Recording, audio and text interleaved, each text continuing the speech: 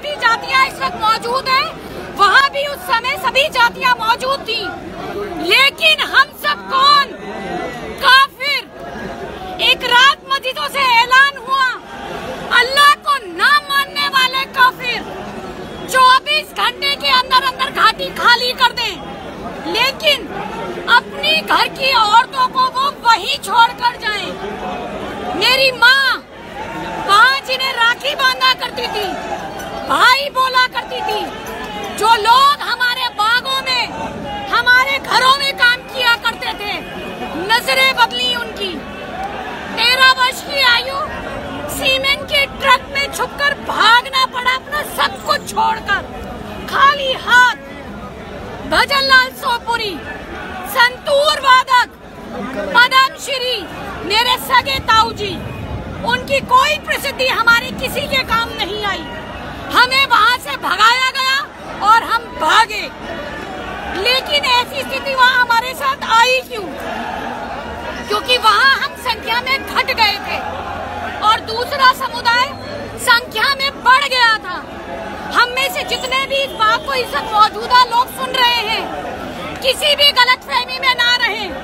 आने वाले कुछ सालों में जिस तरह हमारी संख्या घटती जा रही है हमारे देश में, हम आने वाले समय में अल्पसंख्यक हो जाएंगे। और दूसरा समुदाय जो लक्ष्य की तरफ अपनी संख्या हमारे देश में बढ़ाता जा रहा है, वो बहुसंख्यक हो जाएगा। कश्मीर में आप ही के अपने थे जिन्हें वहाँ काटा गया, बांटा गया, भगाया गया, भागकर यहाँ आए, पढ़ाई करी, नौकरी करी, और वो नौकरी छोड़ी भी। जब देखा कश्मीर जैसे हालात, तो यहाँ भी पैदा हो गए हैं। और कश्मीरी भाइयों की तरह निराश होकर बैठी नहीं, जनसंख्या समाधान फाउंडेशन से जुड़ी और रोजाना 18 घंटे याद तुम रहोगे। जिस विषय के लिए आज हम सब इस जंतर मंतर पर इकट्ठा हुए हैं, इन्हीं विषयों के लिए जब भी कभी देश में कानून की बात आए कि जनसंख्या नियंत्रण कानून बनना है, इसी तरह एक साथ एकजुट कंधे के साथ कंधा मिलाकर एक दूसरे का साथ दीजिए।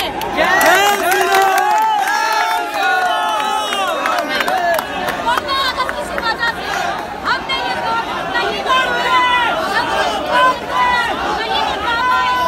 पूरे देश में कश्मीर से भी बुरे हालात होंगे और तब हम कुछ नहीं कर पाएंगे। बिल्कुल।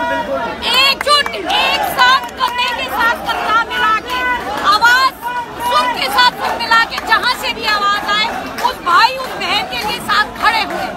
अपने भाइयों के बीच में हूँ तो एक बात जरूर कहना चाहूंगी, जो हमेशा कहती हूँ, हम कश्मीरी पंडित वहाँ से भागकर यहाँ तो आ गए, अब आप लोगों ने सोचना है आप लोग भागकर कहाँ जाएंगे। हम आपके साथ हैं दीदी।